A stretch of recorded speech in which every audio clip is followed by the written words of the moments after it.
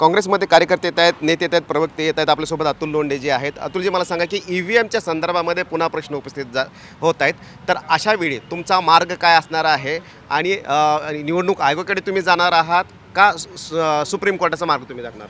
एक सगळ्यात महत्त्वाची गोष्ट, इंडिया आघाडी, इंडिया जनबंधन 295पेक्षा जास्त सीट्स घेऊन निवडून येत आहेत आणि BJPकडनं हा प्रयत्न होत आहे निवडणूक आयोगावर दबाव टाकून कशाही पद्धतीनं ही निवडणूक हे मतदान लोकांचं चोरण्याचा प्रयत्न होतो का.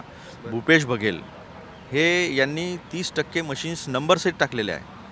फॉर्म नंबर 17 जो मिळतो आम्हाला 17C, त्यामध्ये स्वतः पीठासीन अधिकारी आम्हाला लिहून देतो की ह्या मशीनचा नंबर हा आहे, इतकं वोटिंग झालेलं आहे, इतकं वोटिंग नाही झालेलं आहे, इतकं स्त्रियांचं झालं, इतकं पुरुषांचं झालेलं आहे. ते मॅच व्हायला पाहिजे ना. बरोबर. मग तिथे मशीनचा नंबर कसा बदलला? देवेंद्र यादवांनी सांगितलं 611 मशीनचा नंबर बदलला. भंडारा गोंदियामध्ये 650 फॉर्म्स आम्ही चेक केले, त्याच्यापैकी 75 ठिकाणी फॉर्म 17C जेवढं मतदान झालेलं आहे त्याच्यापेक्षा वेगळं मतदान, जास्त झालेलं मतदान दिसून आलं. असं कसं? यावेळेस पहिल्यांदा इलेक्शन कमिशन 11 दिवसांनी डेटा सांगतं दूरदराज के गाव आहे. म्हणजे काय आताच आला का देशामध्ये दूरदराज के गाव? याच्या पहिले नव्हते का? त्यामुळे हे कुठल्याही पद्धतीनं ज्या मार्गानं रिगिंग करण्याचा प्रयत्न करत आहेत त्याला आम्ही 100% आळा घालू. आमचा कार्यकर्ता हा ट्रेंड कार्यकर्ता आहे, आम्ही ट्रेनिंग घेतलेली आहे. जिथे जिथे गडबड करण्याचा प्रयत्न करेल तिथे तिथे आम्ही हा प्रश्न उपस्थित करू.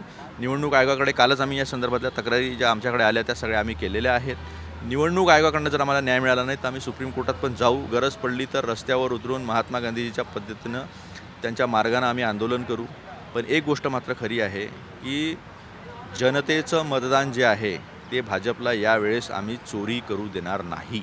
बिलकुल. आणि म्हणूनच सुप्रीम कोर्टामध्ये सुद्धा जाण्याचा मार्ग जो आहे तो काँग्रेस अवलंबणार असल्याचं अतुल लोंढे यांनी सांगितलं. रामराज शिंदे, झी मीडिया, दिल्ली.